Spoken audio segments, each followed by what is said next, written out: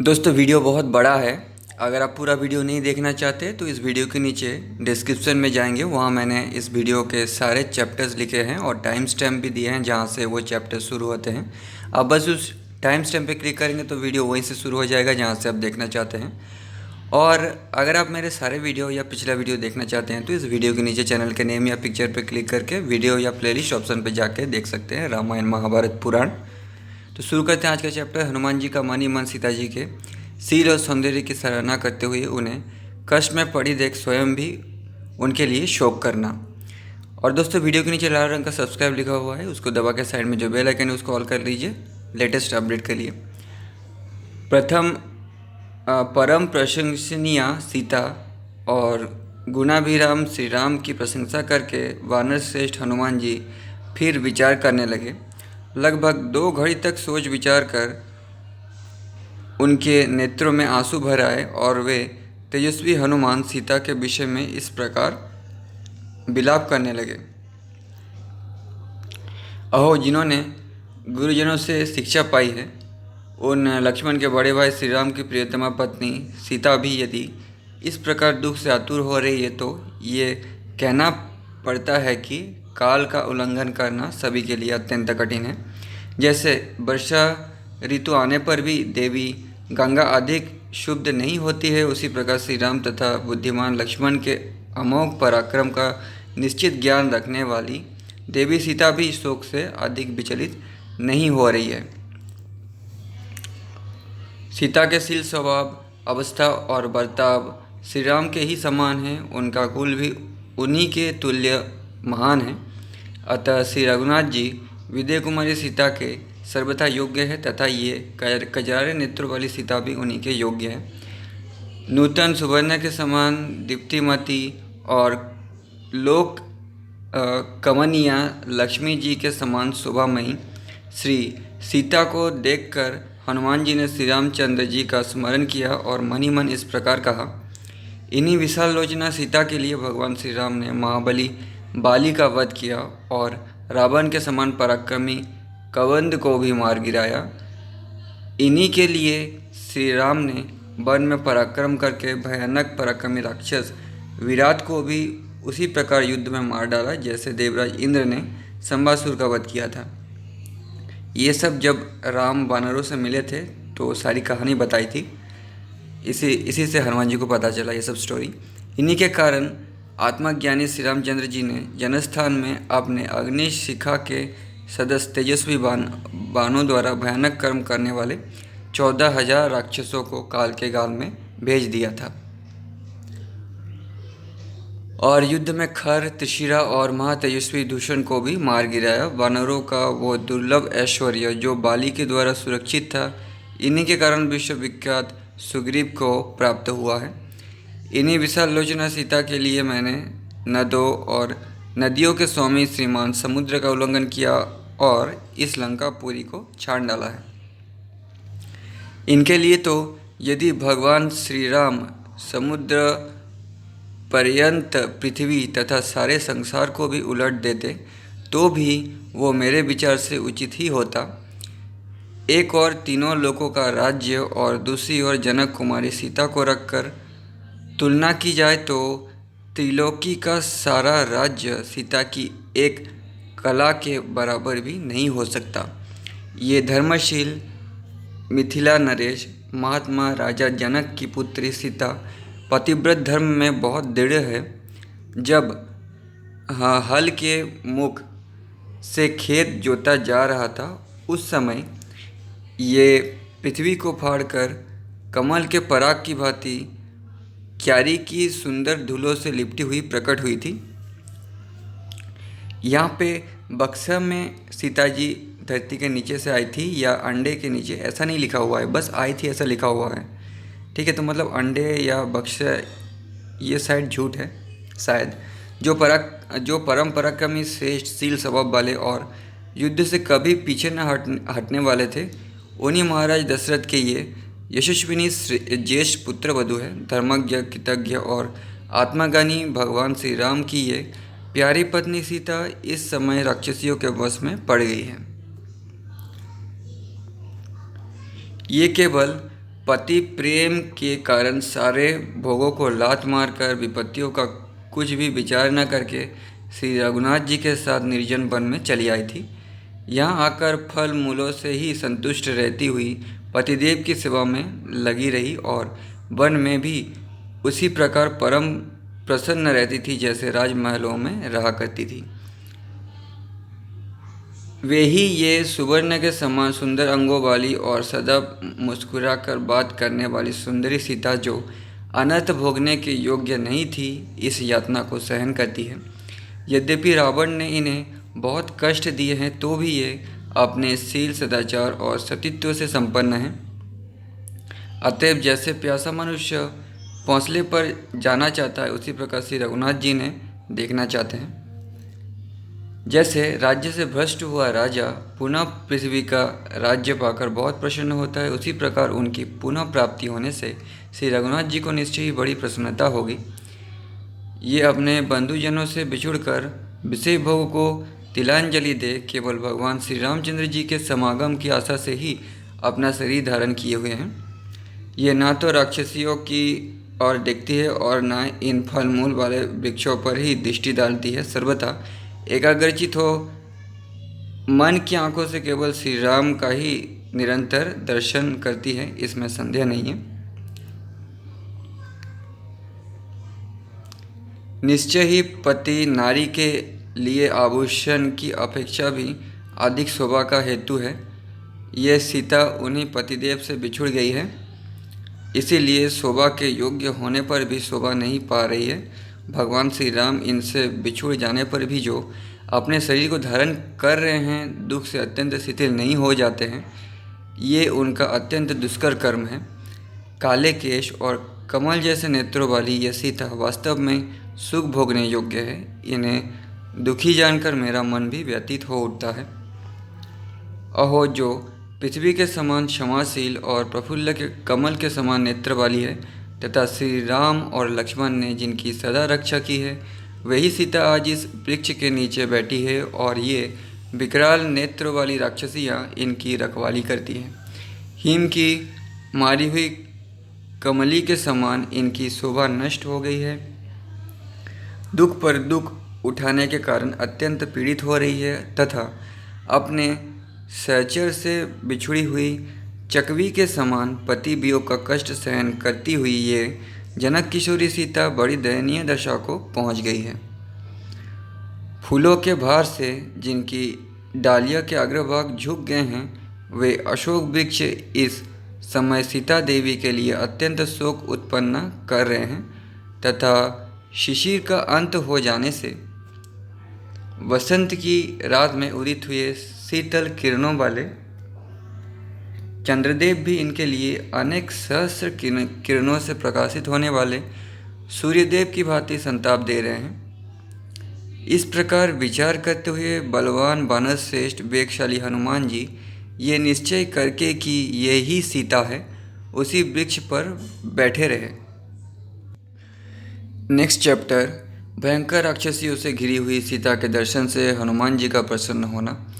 तदनंतर वो दिन बीतने के पश्चात कुमुद समूहों के समान श्वेत वर्ण वाले तथा निर्मल रूप से उदित हुए चंद्रदेव स्वच्छ आकाश में कुछ ऊपर को चढ़ाए। उस समय ऐसा जान पड़ता था मानो कोई हंस किसी नील जल राशि में तैर रहा हो। निर्मल कांति वाले चंद्रमा अपनी प्रभा से सीता जी के दर्शन आदि में पवन कुमार हनुमान जी की सहायता से करते हुए अपनी शीतल किरणों द्वारा उनकी सेवा करने लगे। उस समय उन्होंने पूर्ण चंद्रमा के समान मनोहर मुख वाली सीता को देखा, जो जल में अधिक बोझ के कारण दबी हुई नौका की भांति शोक के भारी भार से मानो झुक गई थी। वायुपुत्र हनुमान जी ने जब विजय कुमारी सीता को देखने के लिए अपनी दृष्टि दौड़ाई, तब उन्हें उनके पास ही बैठी हुई भयानक दृष्टि वाली बहुत सी राक्षसियाँ दिखाई दी। उनमें से किसी के एक आँख थी तो दूसरे के एक कान।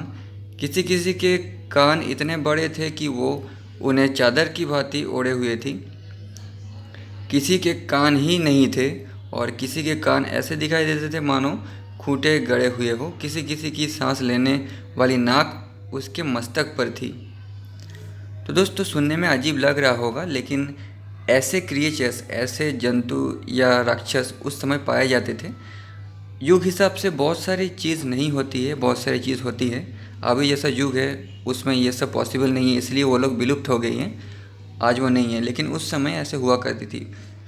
जैसे डायनासोर्स अभी नहीं है, ठीक है, आप ये तो मान सकते हो, इसी तरह ये भी मान सकते हैं कि उस समय ऐसे प्रजातियाँ पाई जाती थी।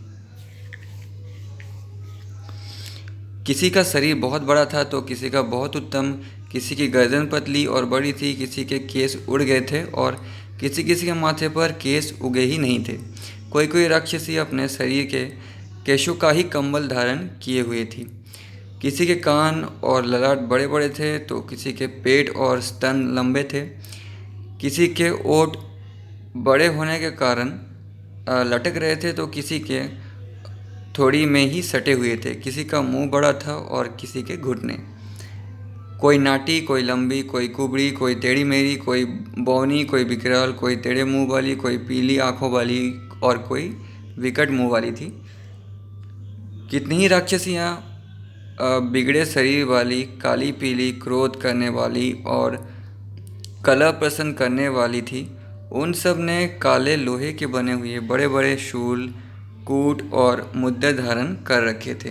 कितने ही राक्षसियों के मुख सुअर, मृग, सिंह, भैंस, बकरी और सियारियों के समान थे, यानी सियार। किन्हीं के पैर हाथी के समान, किन्हीं के ऊँटों के समान और किन्हीं के घोड़ों के समान थे। किन्हीं किन्हीं के सिर कबंद की भांति छाती में स्थित थे और गड्ढे के समान दिखाई देते थे, अथवा किन्हीं किन्हीं के सिर में गड्ढे थे।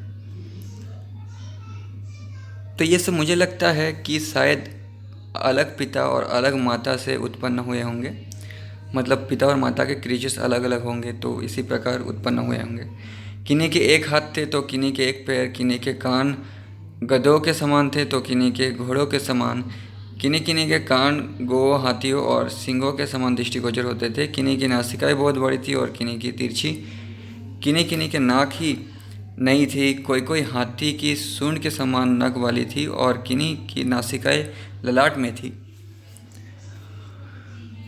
जिनसे वे सांस लिया करती थी। किन्हीं के पैर हाथियों के समान थे और किन्हीं के गौओं के समान। कोई बड़े बड़े पैर धारण करती थी और कितनी ही ऐसी थी जिनके पैरों में चोटों के समान केश उगे हुए थे। बहुत सी राक्षसियाँ बेहद लंबे सिर और गर्दन वाली थी और कितनों के पेट और स्तन बहुत बड़े बड़े थे।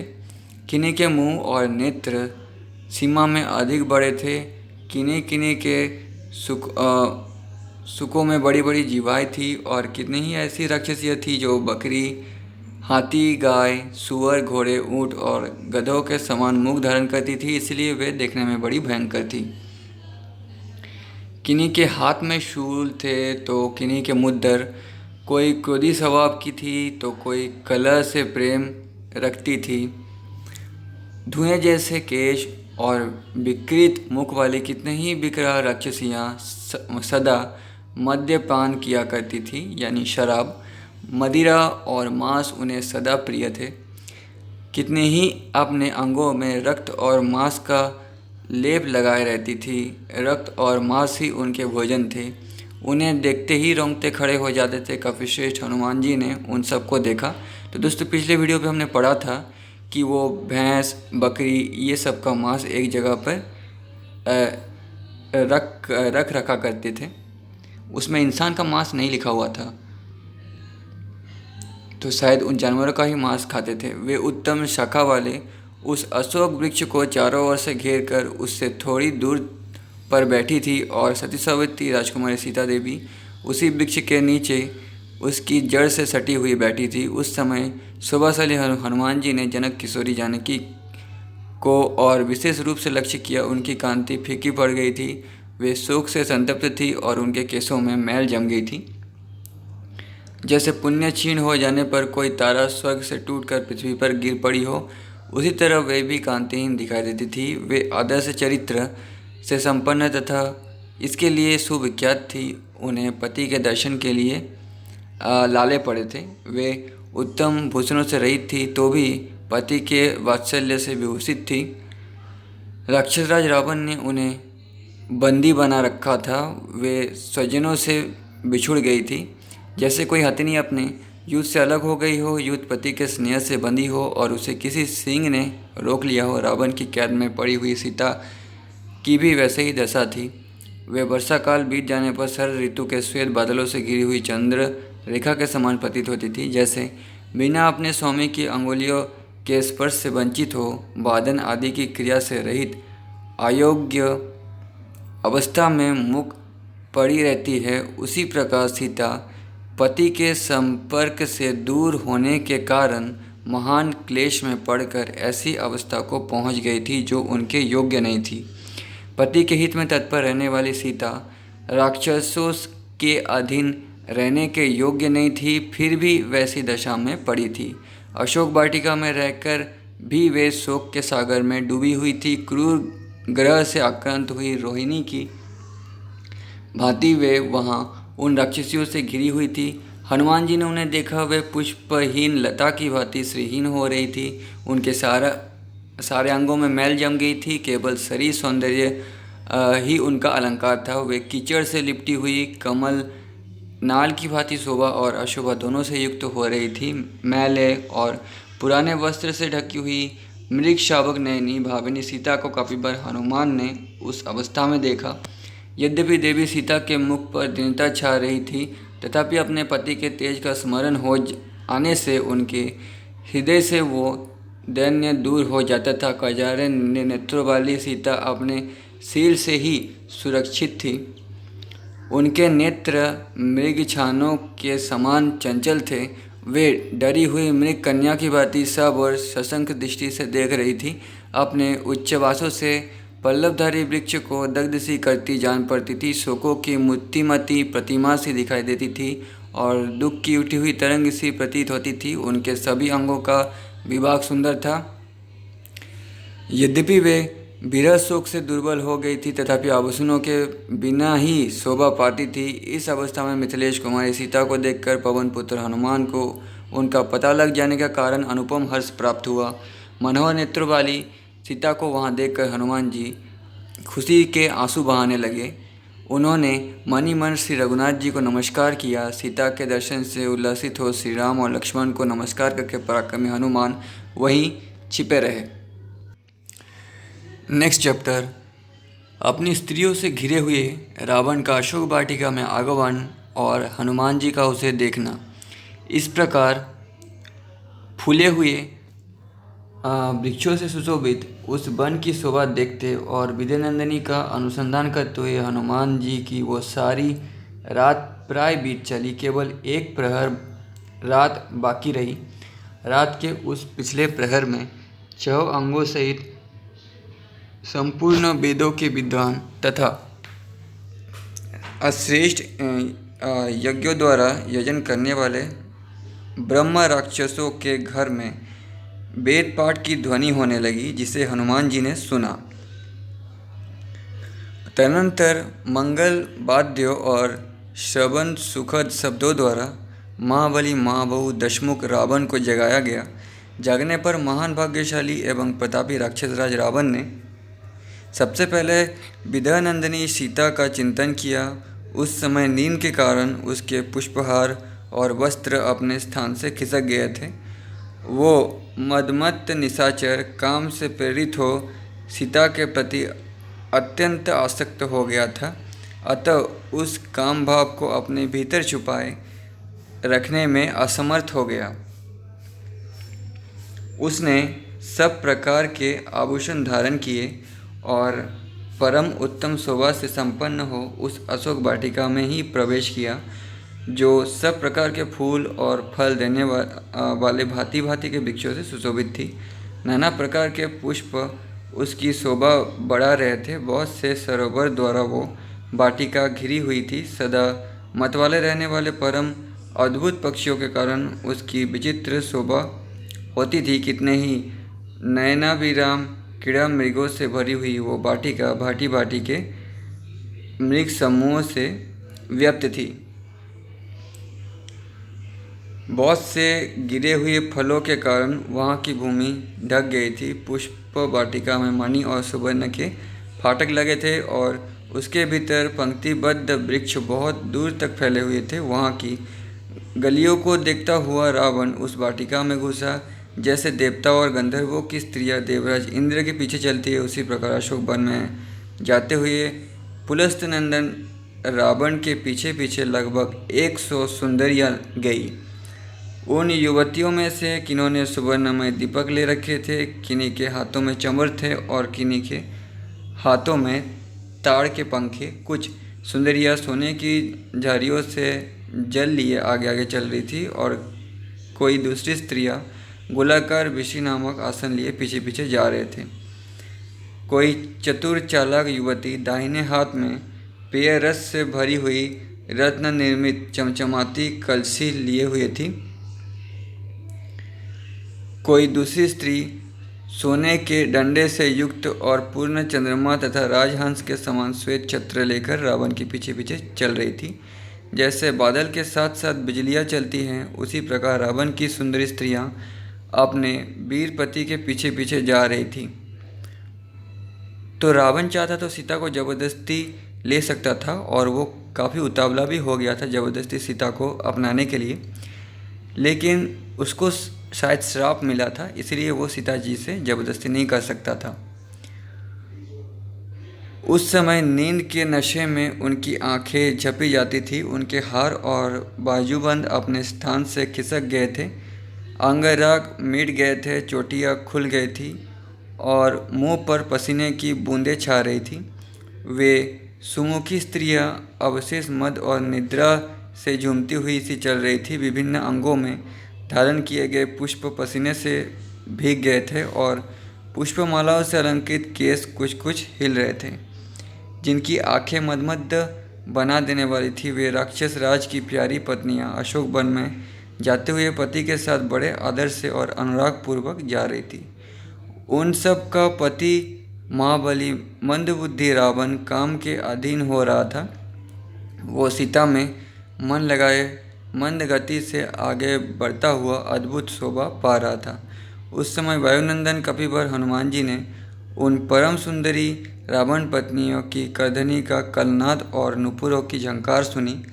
साथ ही अनुपम कर्म करने वाले तथा अचिंत्य बल पौरुष से संपन्न रावण को भी कपिवर हनुमान ने देखा, जो अशोक वाटिका के द्वार तक आ पहुंचा था। उसके आगे आगे सुगंधित तेल से भीगी हुई और स्त्रियों द्वारा हाथों में धारण की हुई बहुत सी मशालें जल रही थी, जिनके द्वारा वो सब ओर से प्रकाशित हो रहा था। वो काम, दर्प और मद से युक्त था। उसकी आंखें टेढ़ी, लाल और बड़ी बड़ी थी। वो धनुष रहित साक्षात कामदेव के समान जान पड़ता था। उसका वस्त्र मथे हुए दूध के फेन की भांति श्वेत, निर्मल और उत्तम था। उसमें मोती के दाने और फूल टके हुए थे।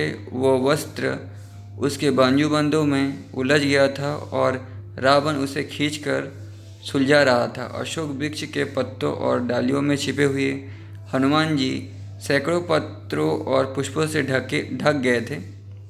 उसी अवस्था में उन्होंने निकट आए हुए रावण को पहचानने का प्रयत्न किया। उसकी ओर देखते समय कपिश्रेष्ठ हनुमान ने रावण की सुंदरी स्त्रियों को भी लक्ष्य किया, जो रूप और यौवन से संपन्न थी।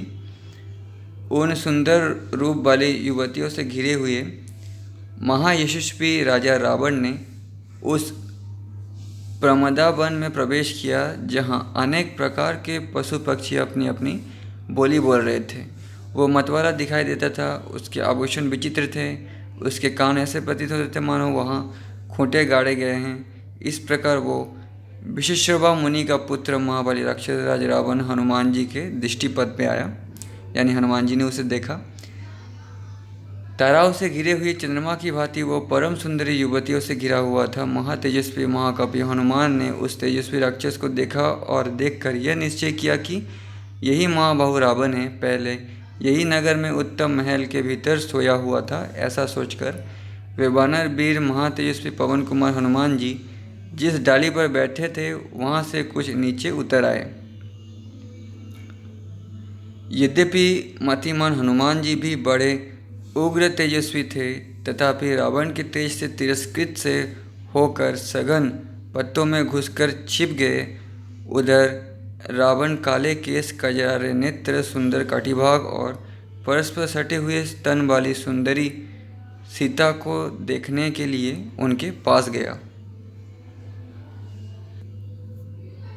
उसके बाद नेक्स्ट चैप्टर, रावण को देखकर दुख, भय और चिंता में डूबी हुई सीता की अवस्था का वर्णन। उस समय अनिंदिता सुंदरी राजकुमारी सीता ने जब उत्तम उत्तम आभूषणों से विभूषित तथा रूप यौवन से संपन्न राक्षस राज रावण को आते देखा, तब वह प्रचंड हवा में हिलने वाली कदली के समान भय के मारे थर थर कांपने लगी।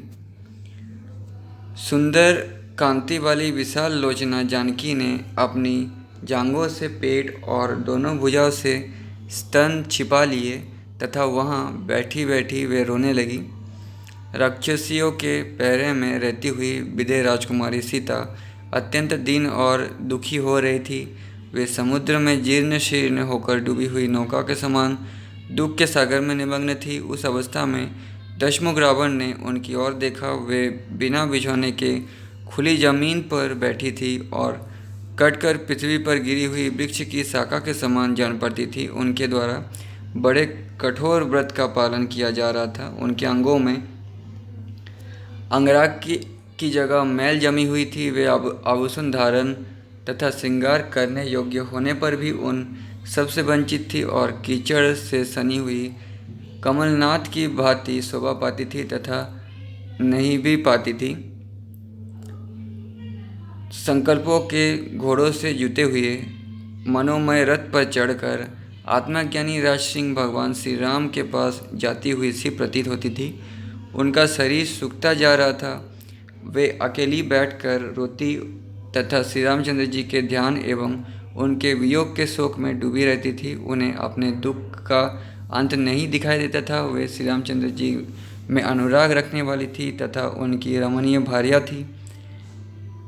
जैसे नागराज की वधू नागिन मणि मंत्रादि से अभिभूत हो छटपटाने लगती है, उसी तरह सीता भी पति के वियोग में तड़प रही थी और धूम के समान वर्ण वाले ग्रह से ग्रस्त हुई रोहिणी के समान संतप्त हो रही थी। यद्यपि सदाचारी और सुशील कुल में उनका जन्म हुआ था, फिर धार्मिक तथा उत्तम आचार विचार वाले कुल में वे ब्याही गई थी। विवाह संस्कार से संपन्न हुई थी, तथापि दूषित कुल में उत्पन्न हुई नारी के समान मलिन दिखाई देती थी।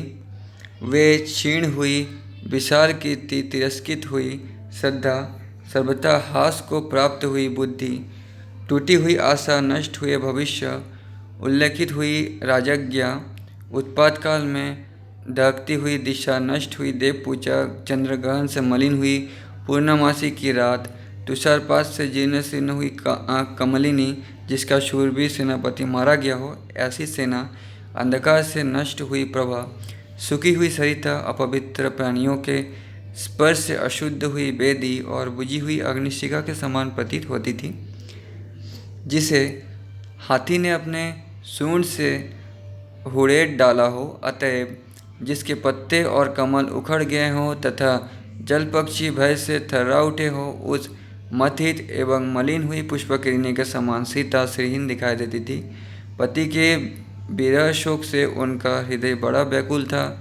जिसका जल नहरों के द्वारा इधर उधर निकाल दिया गया हो, ऐसी नदी के समान वे सूख गई थी तथा उत्तम उबटन आदि के न लगने से कृष्ण पक्ष की रात्रि के समान मलिन हो रही थी। उनके अंग बड़े सुकुमार और सुंदर थे।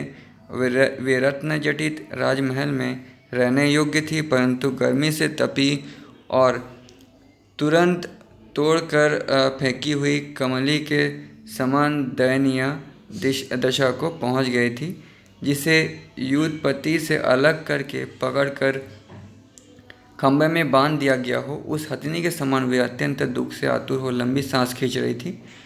बिना प्रयत्न के ही बंधी हुई एक ही लंबी बेनी से सीता की वैसी ही शोभा हो रही थी, जैसे वर्षा ऋतु बीत जाने पर सुदूर तक फैली हुई हरी भरी वन श्रेणी से पृथ्वी सुशोभित होती है। वे उपवास, शोक, चिंता और भय से उत्पन्न क्षीण, कृशकाय और दीन हो गई थी। उनका आहार बहुत कम हो गया था तथा एकमात्र तप ही उनका धन था। वे दुख से आतुर हो अपने कुल देवता से हाथ जोड़कर मन ही मन वो प्रार्थना कर रही थी कि श्री रामचंद्र जी के हाथ से दशमुख रावण की पराजय हो। सुंदर बरौनियों से युक्त लाल श्वेत और विशाल नेत्र वाली सती सावित्री मिथिलेश कुमारी सीता श्री रामचंद्र जी में अत्यंत अनुरक्त थी और इधर उधर देखती हुई रो रही थी। इस अवस्था में उन्हें देखकर राक्षसराज रावण अपने ही वध के लिए उनको लुभाने की चेष्टा करने लगा। ऐसा हनुमान जी सोच रहे हैं, क्योंकि सीता को लुभाने का मतलब है अपने वध को ललकारना। नेक्स्ट चैप्टर, रावण का सीता जी को प्रलोभन। राक्षसियों से घिरी हुई दीन और आनंद शून्य तपस्विनी सीता को संबोधित करके रावण अभिप्राय युक्त मधुर वचनों द्वारा अपने मन का भाव प्रकट करने लगा। हाथी की सूंड के समान सुंदर जांघों वाली सीते, मुझे देखते ही तुम अपने स्तन और उदर को इस प्रकार छिपाने लगी हो मानो डर के मारे अपने को छिपा कर रखना चाहती हो या अदृश्य कर देना चाहती हो। तो रावण को देखते ही सीता जी ने अपने शरीर को छिपा लिया था। ये पिछले चैप्टर पे हमने पढ़ा था इसी वीडियो पे। किंतु विशाल लोचने, मैं तो तुम्हें चाहता हूँ, तुमसे प्रेम करता हूँ, समस्त संसार का मन मोहने वाली सर्वांग सुंदरी पिए, तुम भी मुझे विशेष आदर दो, मेरी प्रार्थना स्वीकार करो। जहाँ तुम्हारे लिए कोई भय नहीं है, इस स्थान में ना तो मनुष्य आ सकते हैं, ना इच्छानुसार रूप धारण करने वाले दूसरे राक्षसी, केवल मैं आ सकता हूँ। परंतु सीते, मुझसे जो तुम्हें भय हो रहा है वो तो दूर हो ही जाना चाहिए। भीरु, तुम ये ना समझो कि मैंने कोई अधर्म किया है। पराई स्त्री के पास जाना अथवा जबरदस्ती पूर्वक उन्हें हर लाना, बलात्कार पूर्वक का मतलब है जबरदस्ती पूर्वक, तो जबरदस्ती पूर्वक हर लाना ये राक्षसों का सदा ही अपना धर्म रहा है, इसमें संदेह नहीं है। मिथिलेश नंदिनी, ऐसी अवस्था में भी जब तक तुम मुझे ना चाहोगी तब तक मैं तुम्हारा स्पर्श नहीं करूँगा, भले ही कामदेव मेरे शरीर पर इच्छानुसार अत्याचार करें। देवी, इस विषय में तुम्हें भय नहीं करना चाहिए। प्रिय, मुझ पर विश्वास करो और यथार्थ रूप से प्रेम दान दो। इस तरह शोक से व्याकुल ना हो जाओ। एक बेनी धारण करना, नीचे पृथ्वी पर सोना, चिंतामग्न रहना, मैले वस्त्र पहनना और बिना अवसर के उपवास करना, ये सब बातें तुम्हारे योग्य नहीं हैं। मिथिलेश कुमारी, मुझे पाकर तुम विचित्र पुष्पमाला, चंदन, अगुरु, नाना प्रकार के वस्त्र, दिव्य आभूषण, बहुमूल्य पेय, सेव्य आसन, नाच गान और वाद्य का सुख भोगो। तुम स्त्रियों में रत्न हो, इस तरह मलिन वेश में ना रहो। अपने अंगों में बहुत आभूषण धारण करो। सुंदरी, मुझे पाकर भी तुम भूषण आदि से असम्मानित कैसे रहोगी? ये तुम्हारा नवोदित सुंदर यौवन बीता जा रहा है। जो बीत जाता है वो नदियों के प्रवाह की भांति फिर लौट कर नहीं आता। शुभ दर्शन है, मैं तो ऐसा समझता हूँ कि रूप की रचना करने वाला लोक तृष्टा विधाता तुम्हें बनाकर फिर उस कार्य से विरत हो गया, क्योंकि तुम्हारे रूप की समानता करने वाली दूसरी कोई स्त्री नहीं है। विद्यानंदिनी, रूप और यौवन से सुशोभित होने वाली तुमको पाकर कौन ऐसा पुरुष है जो धैर्य से विचलित ना होगा, भले ही वो साक्षात ब्रह्मा ही क्यों ना हो। चंद्रमा के समान मुख वाली सुमध्य में मैं तुम्हारे जिस जिस अंग को देखता हूँ उसी उसी में मेरे नेत्र उलझ जाते हैं। मिथिलेश कुमारी, तुम मेरी भार्या बन जाओ। पतिव्रत के इस मोह को छोड़ो। मेरे यहाँ बहुत सी सुंदरी रानियाँ हैं, तुम उन सब में श्रेष्ठ पतरानी बनो। भीरु, मैं अनेक लोगों से उन्हें मत कर जो जो रत्न लाया हूँ वे सब तुम्हारे ही होंगे और ये राज्य भी मैं तुम्ही को समर्पित कर दूंगा। विलासिनी, तुम्हारी प्रसन्नता के लिए मैं विभिन्न नगरों की मालाओं से अलंकृत इस सारी पृथ्वी को जीतकर राजा जनक के हाथ में सौंप दूंगा। राजा जनक मतलब सीता जी के पिताजी। इस संसार में मैं किसी दूसरे ऐसे पुरुष को नहीं देखता जो मेरा समानता कर सके। तुम युद्ध में मेरा वो महान पराक्रम देखना जिसके सामने कोई प्रतिद्वंदी टिक नहीं पाता। मैंने युद्ध स्थल में जिनकी ध्वजाएं तोड़ डाली थी, वे देवता और असुर मेरे सामने ठहरने में असमर्थ होने के कारण कई बार पीठ दिखा चुके हैं। तुम मुझे स्वीकार करो, आज तुम्हारा उत्तम श्रृंगार किया जाए और तुम्हारे अंगों में चमकीले आभूषण पहनाए जाएं। सुमुखी में श्रृंगार से सुसज्जित हुए तुम्हारे सुंदर रूप को देख रहा हूँ। तुम उदारतावश मुझ पर कृपा करके श्रृंगार से संपन्न हो जाओ। भीरु, फिर इच्छानुसार भांति भांति के भोग भोगो, दिव्य रस का पान करो, बिहरो तथा पृथ्वी या धन का यथेष्ट रूप से दान करो। तुम मुझ पर विश्वास करके भोग भोगने की इच्छा करो और निर्भय होकर मुझे अपनी सेवा के लिए आज्ञा दो। मुझ पर कृपा करके इच्छानुसार भोग भोगती हुई तुम जैसी पटरानी के भाई बंधु भी मन माने भोग सकते हैं। भद्रे, यशस्विनी, तुम मेरी समृद्धि और धन संपत्ति की और तो देखो। सुमगे, चीर वस्त्र धारण करने वाले राम को लेकर क्या करोगी? राम ने विजय की आशा त्याग दी है। वे श्रीहीन होकर वन वन में विचर रहे हैं, व्रत का पालन करते हैं और मिट्टी की वेदी पर सोते हैं। अब तो मुझे ये भी संदेह होने लगा है कि वे जीवित भी हैं या नहीं। विजयनंदिनी, जिनके आगे बगुलों की पंक्तियाँ चलती है, उन काले बादलों से छिपी हुई चंद्रिका के समान तुमको अब राम पाना तो दूर रहा, देख भी नहीं सकते हैं। जैसे हिरण्यकशिपु इंद्र के हाथ में गई हुई कीर्ति को ना पा सका, उसी प्रकार राम भी मेरे हाथ से तुम्हें नहीं पा सकते। मनोहर मुस्कान, सुंदर दंतावली तथा रमणीय नेत्रों वाली विलासिनी भीरु, जैसे गरुड़ सर्प को उठा ले जाते हैं, उसी प्रकार तुम मेरे मन को हर लेती हो। तुम्हारा रेशमी पीताम्बर मैला हो गया है, तुम बहुत दुबली पतली हो गई हो और तुम्हारे अंगों में आभूषण भी नहीं है, तो भी तुम्हें देखकर अपनी दूसरी स्त्रियों में मेरा मन नहीं लगता। जनकनंदिनी, मेरे अंतपुर में निवास करने वाली जितनी भी सर्वगुण संपन्न रानियां हैं, उन सब की तुम स्वभाविनी बन जाओ। काले केश वाली सुंदरी जैसे अप्सरा लक्ष्मी की सेवा करती है, उसी प्रकार त्रिभुवन की श्रेष्ठ सुंदरियाँ यहाँ तुम्हारी परिचर्या करेंगी। श्रुवने, कुबेर के यहाँ जितने भी अच्छे रत्न और धन हैं, उन सब का तथा संपूर्ण लोकों का तुम मेरे साथ सुखपूर्वक उपभोग करो। देवी, राम तो ना तप से, ना बल से, ना पराक्रम से, ना धन से, ना तेज से, ना यश से के द्वारा ही मेरी समानता कर सकते हैं। तुम दिव्य रस का पान विहार और रमण करो तथा अभिष्ट भोग भोगो। मैं तुम्हें धन की राशि और सारी पृथ्वी भी समर्पित किए देता हूँ। ललने, तुम मेरे पास रहकर मौज से मनचाही वस्तुएं ग्रहण करो और तुम्हारे निकट आकर तुम्हारे भाई बंधु भी सुखपूर्वक इच्छानुसार भोग आदि प्राप्त करें। भीरु, तुम सोने के निर्मल हारों से अपने अंगों को विभूषित करके मेरे साथ समुद्र तटवर्ती उन काननों में विहार करो जिनमें खिले हुए वृक्ष के समुदाय सब ओर फैले हुए हैं और उन पर भ्रमरा रहे हैं। नेक्स्ट चैप्टर, सीता जी का रावण को समझाना और उसे श्री राम के सामने नगण्य बताना। उस भयंकर राक्षसी की ये बात सुनकर सीता को बड़ी पीड़ा हुई। उन्होंने दीनवाणी में बड़े दुख के साथ धीरे धीरे उत्तर देना आरंभ किया। उस समय सुंदर अंगों वाली पतिव्रता देवी तपस्विनी सीता दुख से आतुर होकर रोती हुई कांप रही थी और अपने पतिदेव का ही चिंतन कर रही थी।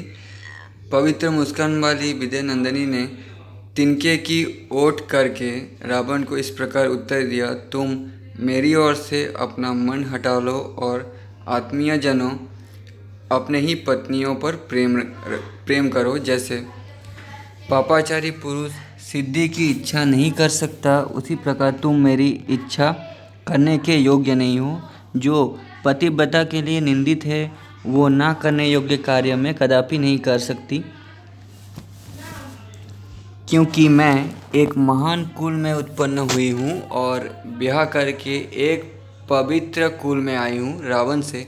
ऐसा कहकर यशस्विनी विजय राजकुमारी ने उसकी ओर अपनी पीठ फेर ली और इस प्रकार कहा, रावण, मैं सती और पराई स्त्री हूँ, तुम्हारी भार्या बनने योग्य नहीं हूँ। निशाचर, तुम श्रेष्ठ धर्म की ओर दृष्टिपात करो और सत्पुरुषों के व्रत का अच्छी तरह पालन करो।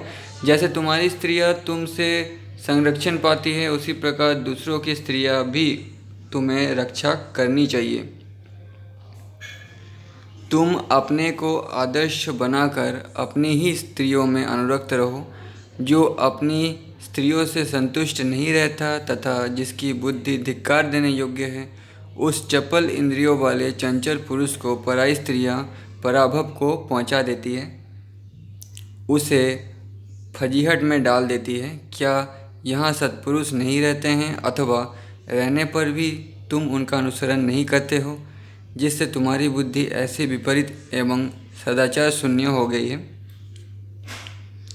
अथवा बुद्धिमान पुरुष जो तुम्हारे हित की बात कहते हैं, उसे निशाचर मानकर राक्षसों के विनाश पर तुले रहने के कारण तुम ग्रहण नहीं करते हो। जिसका मन अपवित्र तथा सदुपदेश को नहीं ग्रहण करने वाला है, ऐसे अन्यायी राजा के हाथ में पड़कर बड़े बड़े समृद्धशाली राज्य और नगर नष्ट हो जाते हैं। इसी प्रकार ये रत्न राशि से पूर्ण लंकापुरी तुम्हारे हाथ में आ जाने से अब अकेले तुम्हारे ही अपराध से बहुत जल्द नष्ट हो जाएगी। रावण, जब कोई अदूरदर्शी पापाचारी अपने कुकर्म से मारा जाता है, उस समय उसका विनाश होने पर समस्त प्राणियों को प्रसन्नता होती है। इसी प्रकार तुमने जिस लोगों को कष्ट पहुंचाया है, वे तुम्हें पापी कहेंगे और बड़ा अच्छा हुआ जो इस आतताई को यह कष्ट प्राप्त हुआ, ऐसा कहकर हर्ष मनाएंगे। जैसे प्रभा सूर्य से अलग नहीं होती, उसी प्रकार मैं श्री रघुनाथ जी से अभिन्न हूँ। ऐश्वर्य या धन के द्वारा तुम मुझे लुभा नहीं सकते। जगदीश्वर श्री रामचंद्र जी को सम्मानित भुजा पर सिर रखकर अब मैं किसी दूसरे की बाँह की तकिया कैसे लगा सकती हूँ? जिस प्रकार वेद विद्या आत्मज्ञानी स्नातक ब्राह्मण की ही संपत्ति होती है, उसी प्रकार मैं केवल उन पृथ्वीपति श्री रघुनाथ जी की ही भार्या होने योग्य हूँ। रावण, तुम्हारे लिए यही अच्छा होगा कि जिस प्रकार वन में समागम की वासना से युक्त हथिनियों को कोई गजराज से मिला दे, उसी प्रकार तुम मुझ दुखिया को श्री रघुनाथ जी से मिला दो। यदि तुम्हें अपने नगर की रक्षा और दारुण बंधन से बचने की इच्छा हो तो पुरुषोत्तम भगवान श्री राम को अपना मित्र बना लेना चाहिए, क्योंकि वे ही इसके योग्य हैं। भगवान श्री राम समस्त धर्मों के ज्ञाता और सुप्रसिद्ध शरणागत वत्सल है। यदि तुम जीवित रहना चाहते हो तो उनके साथ तुम्हारी मित्रता हो जानी चाहिए। तुम शरणागत वत्सल श्री राम की शरण लेकर उन्हें प्रसन्न करो और शुद्ध हृदय होकर मुझे उनके पास लौटा दो। इसी प्रकार मुझे श्री रघुनाथ जी को सौंप देने पर तुम्हारा भला होगा। इसके विपरीत आचरण करने पर तुम बड़ी भारी विपत्ति में पड़ जाओगे। तुम्हारे जैसे निशाचर को कदाचित हाथ से छूटा हुआ वज्र बिना मारे छोड़ सकता है और काल भी बहुत दिनों तक तुम्हारी उपेक्षा कर सकता है, किंतु क्रोध में भरे हुए लोकनाथ रघुनाथ जी कदापि नहीं छोड़ेंगे। इंद्र के छोड़े हुए वज्र की गड़गड़ाहट के समान तुम श्री रामचंद्र जी के धनुष की घोर टंकार सुनोगे। यहाँ श्री राम और लक्ष्मण के नामों से अंकित और सुंदर गांठ वाले बाण प्रज्वलित मुख वाले सर्पों के समान तीव्र ही गिरेंगे। वे कंक पत्र वाले बाण इस पुरी में राक्षसों का संहार करेंगी, इसमें संशय नहीं है। वे इस तरह बरसेंगे कि यहाँ तिल रखने की भी जगह नहीं रह जाएंगी। जैसे विनीतानंदन गरुड़ सर्प का संहार करते हैं, उसी प्रकार श्री राम रूपी महान गरुड़ राक्षस राज रूपी बड़े बड़े सर्पों को वेगपूर्वक उच्छिन्न कर डालेंगे। जैसे भगवान विष्णु ने अपने 3 ही पगों द्वारा असुरों से उनकी उद्दीप्त राजलक्ष्मी छीन ली थी, उसी प्रकार मेरे स्वामी शत्रुसूदन श्री राम मुझे शीघ्र ही तेरे यहाँ से निकाल ले जाएंगे। राक्षस, जब राक्षसों की सेना का संहार हो जाने से जनस्थान का तुम्हारा आश्रय नष्ट हो गया और तुम युद्ध करने में असमर्थ हो गए, तब तुमने छल और चोरी से यह नीच कर्म किया है। नीच निशाचर, तुमने पुरुष सिंह श्री राम और लक्ष्मण के सुने आश्रम में घुसकर मेरा हरण किया था। वे दोनों उस समय मायामृग को मारने के लिए वन में गए हुए थे, नहीं तो तभी तुम्हें इसका फल मिल जाता। श्री राम और लक्ष्मण की तो गंध पाकर भी तुम उनके सामने नहीं ठहर सकते। क्या कुत्ता का भी दो दो बाघों के सामने टिक सकता है? जैसे इंद्र की दो बाहों के साथ युद्ध छिड़ने पर वृत्रासुर की एक बाह के लिए संग्राम के बोझ को संभालना असंभव हो गया, उसी प्रकार समरांगन में उन दोनों भाइयों के साथ युद्ध का जुआ उठाए रखना या टिकना तुम्हारे लिए सर्वथा असंभव है। वे मेरे प्राणनाथ श्री राम सुमित्रा कुमार लक्ष्मण के साथ आकर अपने बाणों द्वारा शीघ्र तुम्हारे प्राण हार लेंगे, ठीक उसी तरह जैसे सूर्य थोड़े से जल को अपनी किरणों द्वारा शीघ्र सुखा देते हैं। तुम कुबेर के कैलाश पर्वत पर चले जाओ अथवा वरुण की सभा में जाकर छिपे रहो, किंतु काल का मारा हुआ विशाल वृक्ष जैसे वज्र का आघात लगते ही नष्ट हो जाता है, उसी प्रकार तुम दशरथ नंदन श्री राम के बाण से मारे जाकर तत्काल प्राणों से हाथ धो बैठोगे। इसमें संशय नहीं है, क्योंकि काल तुम्हें पहले से ही मार चुका है। नेक्स्ट चैप्टर, रावण का सीता को 2 माह की अवधि देना, सीता का उसे फटकारना, फिर रावण का उन्हें धमकाकर राक्षसियों के नियंत्रण में रखकर स्त्रियों सहित पुनः महल को लौट जाना। सीता के ये कठोर वचन सुनकर राक्षस राज रावण ने उन प्रियदर्शना सीता को यह अप्रिय उत्तर दिया। लोक में पुरुष जैसे जैसे स्त्रियों से अनुनय विनय करता है, वैसे वैसे वो उनका प्रिय होता जाता है, परंतु मैं तुमसे जो जो मीठे वचन बोलता हूँ तो ही तो तुम मेरा तिरस्कार करती जा रही हो। किंतु ऐसा रावण कह रहे हैं सीता को, जैसे अच्छा सारथी कुमार्ग में दौड़ते हुए घोड़ों को रोकता है, वैसे ही तुम्हारे प्रति जो मेरा प्रेम उत्पन्न हो गया है वही मेरे क्रोध को रोक रहा है। मनुष्यों में ये काम यानी प्रेम बड़ा टेढ़ा है, वो जिसके प्रति बंध जाता है उसी के प्रति करुणा और स्नेह उत्पन्न हो जाता है। सुमुखी, यही कारण है कि झूठे वैराग्य में तत्पर तथा वध और तिरस्कार के योग्य होने पर भी तुम्हारा मैं वध नहीं कर रहा हूँ। मिथिलेश कुमारी, तुम मुझसे जैसे जैसे कठोर बातें कह रही हो उनके बदले तो तुम्हें कठोर प्राण दंड देना ही उचित है। विदेह राजकुमारी सीता से ऐसा कहकर क्रोध के आवेश में भरे हुए राक्षस राज रावण ने उन्हें फिर इस प्रकार उत्तर दिया, सुंदरी, मैंने तुम्हारे लिए जो अवधि नियुक्त की थी यानी जो समय दिया था उसके अनुसार मुझे 2 महीने और प्रतीक्षा करनी है। तत्पश्चात तुम्हें मेरी सैया पर आना होगा। अतः याद रखो, यदि 2 महीने के बाद तुम मुझे अपना पति बनाना स्वीकार नहीं करोगी तो रसोइये मेरे कलेबे के लिए तुम्हारे टुकड़े टुकड़े कर डालेंगे। राक्षस राज रावण के द्वारा जनक नंदिनी सीता को इस प्रकार धमकाई जाती देख देवताओं और गंधर्वों की कन्याओं को बड़ा विषाद हुआ। उनकी आंखें विकृत हो गई। तब उनमें से किसी ने ओठों से, किसी ने नेत्रों से तथा किसी ने मुंह के संकेत से उस राक्षस द्वारा डांटी जाती हुई सीता को धैर्य बनाया। उनके धैर्य बांधने पर सीता ने राक्षस राज रावण से अपने सदाचार और पति के शौर्य के अभिमान से पूर्ण हितकर वचन कहा, निश्चय ही इस नगर में कोई भी पुरुष तेरा भला चाहने वाला नहीं है जो तुझे इस निंदित कर्म से रोके। यदि साची इंद्र की धर्म पत्नी है, उसी प्रकार मैं धर्मात्मा भगवान श्री राम की पत्नी हूँ। त्रिलोकी में तेरे सिवा दूसरा कौन है जो मन से भी मुझे प्राप्त करने की इच्छा करे।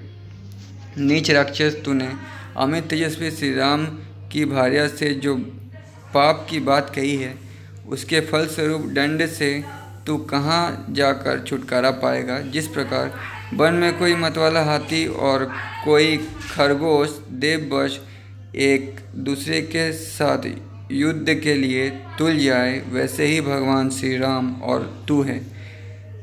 नीच निशाचर भगवान राम तो गजराज के समान है और तू खरगोश के तुल्य है। अरे इक्ष्वाकुनाथ श्री राम का तिरस्कार करते तुझे लज्जा नहीं आती? तू जब तक उनकी आँखों के सामने नहीं जाता तब तक जो चाहे कह ले।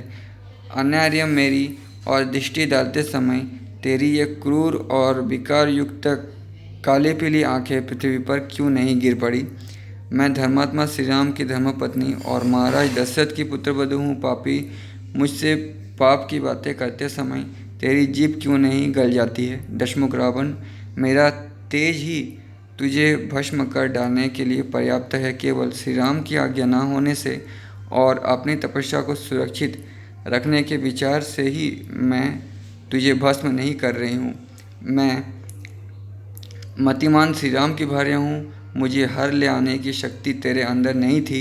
निसंदेह तेरे वध के लिए ही विधाता ने यह विधान रच दिया है। तू तो बड़ा शूरवीर बनता है, कुबेर का भाई है और तेरे पास सेनाएं भी बहुत है। फिर श्री राम को छल से दूर हटाकर क्यों तूने उनकी स्त्री की चोरी की है? सीता की ये बातें सुनकर राक्षस राज रावण ने उन जनक दुलारी की ओर आंखें तैर कर देखा। उसकी दृष्टि से क्रूरता टपक रही थी। वो नील मेघ के समान काला और विशालकाय था। उसकी भुजाएं और ग्रीवा बड़ी थी। वो गति और पराक्रम में सिंह के समान था और तेजस्वी दिखाई देता था। उसकी जीभ आग की लपट के समान लपलपा रही थी और नेत्र बड़े भयंकर प्रतीत होते थे। क्रोध के कारण उसके मुकुट का अग्रभाग हिल रहा था, जिससे वो बहुत ऊंचा जान पड़ता था। उसने तरह तरह के हार और अनुलेपन धारण कर रखे थे तथा पक्के सोने के बने हुए बाजूबंद उसकी शोभा बढ़ा रहे थे। वो लाल रंग के फूलों की माला और लाल वस्त्र पहने हुए था। उसकी कमर के चारों ओर काले रंग का लंबा कटिसूत्र बंधा हुआ था, जिससे वो अमृत मंथन के समय वासुकी से लिपटे हुए मंदराचल के समान जान पड़ता था। पर्वत के समान विशालकाय राक्षसराज रावण अपनी दोनों परिपुष्ट भुजाओं से उसी प्रकार शोभा पा रहा था मानो दो शिखरों से मंदराचल सुशोभित हो रहा हो। प्रातःकाल के सूर्य की भांति अरुण पीत कांति वाले दो कुंडल उसके कानों की शोभा बढ़ा रहे थे, मानो लाल पल्लवों और फूलों से युक्त दो अशोक वृक्ष किसी पर्वत को सुशोभित कर रहे हों। वो अभिनव शोभा से संपन्न होकर कल्पवृक्ष एवं मूर्तिमान बसंत के समान जान पड़ता था। आभूषणों से विभूषित होकर भी शमशान चैत्य की भांति भयंकर प्रतीत होता था। रावण ने क्रोध से आंखें लाल करके विदेह कुमारी सीता की ओर देखा और फुफकारते हुए सर्प के समान लंबी सांसें खींचकर कहा, अन्यायी और निर्धन मनुष्य का अनुसरण करने वाली नारी, जैसे सूर्यदेव अपने तेज से प्रातःकालिक संध्या के अंधकार को नष्ट कर देते हैं, उसी प्रकार आज मैं तेरा विनाश किए देता हूँ। मिथिलेश कुमारी से ऐसा कहकर शत्रु को रुलाने वाले राजा रावण ने भयंकर दिखाई देने वाले समस्त राक्षसियों की ओर देखा। उसने एकाक्षी, एक कर्ण, प्रावनरा, गोरक्षी, हस्तपति, घोड़े के समान पैर वाली गोपति, गाय के समान पैर वाली पादचूलिका, एकाक्षी, एक पैर वाली अपादिका, अनासिका, दीर्घ जीवारखा, इन सब राक्षसियों से कहा, निशाचरियों, तुम सब लोग मिलकर अथवा अलग अलग शीघ्र ही ऐसा प्रयत्न करो जिससे जनक की श्री सीता बहुत जल्द मेरे वश में आ जाए। अनुकूल प्रतिकूल उपायों से, शाम दान और भेद नीति से तथा दंड का भी भय दिखाकर विदेह कुमारी सीता को वश में लाने की चेष्टा करो। राक्षसियों को इस प्रकार बारंबार आज्ञा देकर काम और क्रोध से व्याकुल हुआ राक्षसराज रावण जानकी जी की ओर देखकर गर्जना करने लगा। तदनंतर राक्षसियों की सौभिनी मंदोदरी तथा धान्यमालिनी नामबली राक्षस कन्या शीघ्र रावण के पास आई और उसका आलिंगन करके बोली, महाराज राक्षस राज, आप मेरे साथ क्रीड़ा कीजिए, मतलब संभोग कीजिए या शारीरिक रिश्ता बनाइए। इस कांतिहीन और दीन मानव कन्या सीता से आपको क्या प्रयोजन है? महाराज, निश्चय ही देवश्रेष्ठ ब्रह्मा जी ने इसके भाग्य में आपके बाहुबल से उपार्जित दिव्य एवं उत्तम भोग नहीं लिखे हैं। ये शायद इसलिए कह रही है ताकि वो सीता से जलती हैं या फिर सीता को बचाने के लिए कह रही हैं, दोनों में से कुछ भी हो सकता है। प्राणनाथ, जो स्त्री अपने से प्रेम नहीं करती उसकी कामना करने वाले पुरुष के शरीर में केवल ताप ही होता है, और अपने प्रति अनुराग रखने वाली स्त्री की कामना करने वाले को उत्तम प्रसन्नता प्राप्त होती है। जब राक्षसी ने ऐसा कहा और उसे दूसरी ओर वो हटा ले गई, तब मेघ के समान काला और बलवान राक्षस रावण जो से हंसता हुआ महल की ओर लौट पड़ा। अशोक वाटिका से प्रस्थित होकर पृथ्वी को कंपित सी करते हुए दशग्रीव ने उद्दीप्त सूर्य के सदृश प्रकाशित होने वाले अपने भवन में प्रवेश किया। तदनंतर देवता, गंधर्व और नागों की कन्याएं भी रावण को सब ओर से घेरकर उसके साथ ही उस उत्तम राजभवन में चली गई। इस प्रकार अपने धर्म में तत्पर, स्थिर चित्त और भय से कांपती हुई मिथिलेश कुमारी सीता को धमकाकर काम मोहित रावण अपने ही महल में चला गया। नेक्स्ट चैप्टर, राक्षसियों का सीता जी को समझाना। शत्रु को रुलाने वाला राजा रावण सीता जी से पूर्वोक्त बातें कहकर तथा सब राक्षसियों को उन्हें वश में लाने के लिए आदेश दे वहां से निकल गया।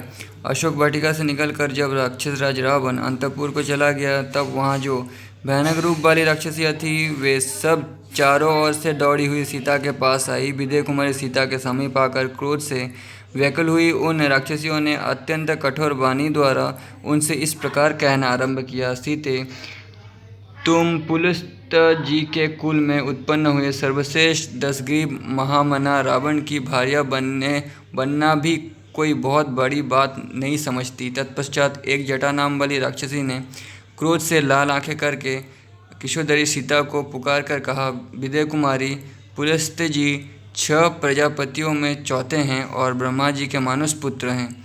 इस रूप में उनकी सर्वत्र ख्याति है। पुलस्त जी के मानस पुत्र तेजस्वी महर्षि विश्वश्रवा हैं। वे भी प्रजापति के समान ही प्रकाशित होते हैं। विशालोचने, ये शत्रु के रुलाने वाले महाराज रावण उन्हीं के पुत्र हैं और समस्त राक्षसों के राजा हैं। तो इसीलिए रावण इतना प्रचंड और भयंकर बलवान था, क्योंकि वो ब्रह्मा जी का वंशज था। पुलस्त जी का विश्वश्रवा और विश्वश्रवा का पुत्र और राक्षस का पुत्र रावण उन्हीं के पुत्र हैं और समस्त राक्षसों के राजा हैं। उन्हें इनकी भार्या हो जाना चाहिए सर्वांग सुंदरी। मेरी इस कही हुई बात का तुम अनुमोदन क्यों नहीं करती? इसके बाद बिल्ली के समान भूरे आँखों वाली हरिजटा नाम की राक्षसी ने क्रोध से आंखें फाड़कर कहना आरंभ किया, अरे, जिन्होंने 33 देवताओं और देवराज इंद्र को भी परास्त कर दिया है, उन राक्षस राज रावण की रानी तो तुम्हें अवश्य बन जाना चाहिए। तो हनुमान जी जब लंका में घुसे थे तब रावण को सोते हुए देखा था और उनके अंगों में काफ़ी सारे निशान देखे थे, जिनमें भगवान विष्णु के चक्र के निशान से, देवराज इंद्र के ऐरावत का निशान था, वज्र का निशान था। इसका मतलब इन तीनों से भिड़ चुका था। उन्हें अपने पराक्रम पर गर्व है। वे युद्ध से पीछे न हटने वाले शूरवीर हैं। ऐसे बल पराक्रम संपन्न पुरुष की भार्या बनना तुम क्यों नहीं चाहती हो? महाबली राजा रावण अपनी अधिक प्रिय और सम्मानित भार्या मंदोदरी को भी, जो सबकी भावनी है, उसे छोड़कर तुम्हारे पास पधारेंगे। तुम्हारा कितना महान सौभाग्य है। वे सहस्त्र रमणियों से भरे हुए और अनेक प्रकार के रत्नों से सुशोभित उस अंतपुर को छोड़कर तुम्हारे पास पधारेंगे। अतः तुम्हें उनकी प्रार्थना मान लेनी चाहिए। निरंतर विकटा नाम वाली दूसरी राक्षसी ने कहा, जिन भयानक पराक्रमी राक्षस राज ने नागों, गंधर्वों और दानवों को भी समरांगन में बारंबार परास्त किया है, वे ही तुम्हारे पास पधारे हैं। नीच नारी, उन्हीं संपूर्ण ऐश्वर्य से संपन्न महामना राक्षस राज रावण की भार्या बनने के लिए तुम्हें क्यों इच्छा नहीं होती है? फिर उनसे दुर्मुखी नाम वाली राक्षसी ने कहा, विशाल लोचने, जिनसे भय मानकर सूर्य अपना तेज छोड़ देता है और वायु की गति रुक जाती है, उनके पास तुम क्यों नहीं रहती? भाभिनी, जिनके भय से वृक्ष फूल बरसाने लगते हैं और जो जब इच्छा करते हैं तभी पर्वत तथा मेघ जल का स्रोत बहाने लगते हैं। उन्हीं राजाधिराज राक्षस राज रावण की भार्या बनने के लिए तुम्हारे मन में क्यों नहीं विचार होते हैं? देवी, मैंने तुमसे उत्तम यथार्थ और हित की बात कही है। सुंदर मुस्कान वाली सीते, तुम मेरी बात मान लो, नहीं तो तुम्हें प्राणों से हाथ धोना पड़ेगा। उसके बाद नेक्स्ट चैप्टर है सीता जी का राक्षसियों की बात मानने से इनकार कर देना और राक्षसियों का उन्हें मारने काटने की धमकी देना। इसके बारे में अगले वीडियो पे बात करेंगे। तब तक के लिए धन्यवाद।